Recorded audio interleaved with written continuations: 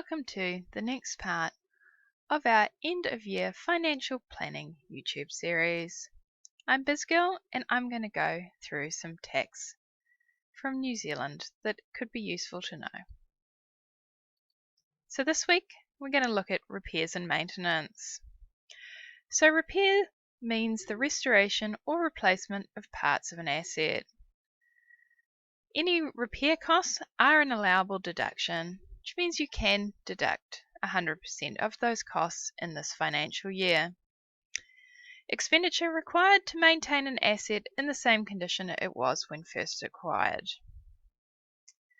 So the expenditure on an asset over and above good wear and tear is not a deductible expense.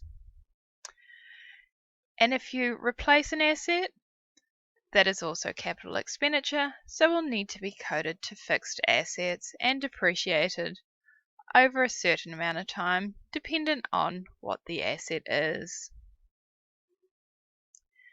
So we'll look at an example now. Derek runs a courier business. The engine in his truck seizes and the truck cannot be driven.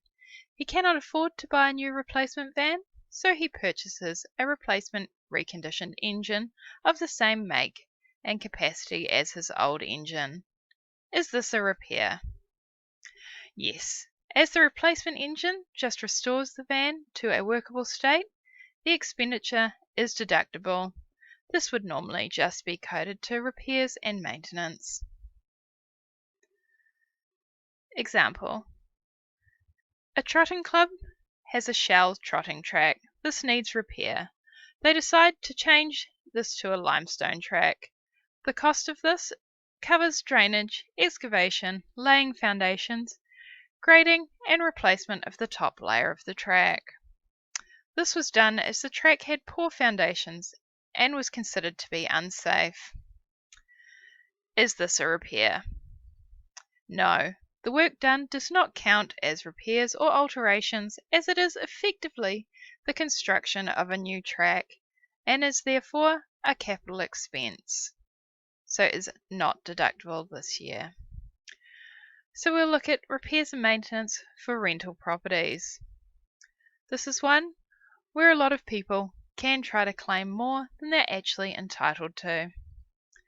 So repairs and maintenance expenses can only be claimed if the repairs are carried out while tenants are still living in the house or it's available to rent. Often owners wanting to move into a property that they've previously rented realise that there has been damage to the property after the tenants have moved out. As the house is then for private use, IRD will not allow a claim for these damages. This happens a lot if people go overseas for work and rent their properties out, and when they come back, do a lot of work to them to bring them back up to a standard that they're happy to live in it. You just have to remember that these expenses cannot be deducted and you cannot claim a loss with IRD. So what part of rental property repairs can be deducted? Replacing a broken shower head, plastering and painting a crack in the wall, replacing a blown element in a hot water cylinder, redecorating the property so that it's in the same condition it was in when you bought it to use as a rental property. So this can include painting all the walls because they've had paintings or artwork attached and it's created tears in wallpaper or in the paint itself. What repairs can't be claimed? Buying a rundown property and spending large sums of money on it to significantly improve or alter it before renting. Remember, in the previous slide, you could only claim to repair something to the state it was in when you first bought it as a rental. So this, you will need to do it up and everything will become a fixed asset. Some of those assets, like if you have to buy a dishwasher, will be depreciated over the next few years and will be able to be claimed. Carrying out work which significantly improves the property.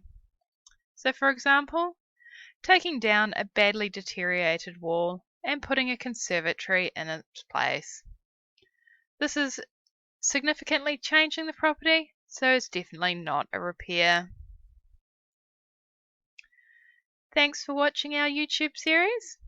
You can find me on Instagram or on Facebook. If you use Xero and don't know how to register fixed assets, you can check out the course listed below in the notes. This shows all about fixed assets and how to do this.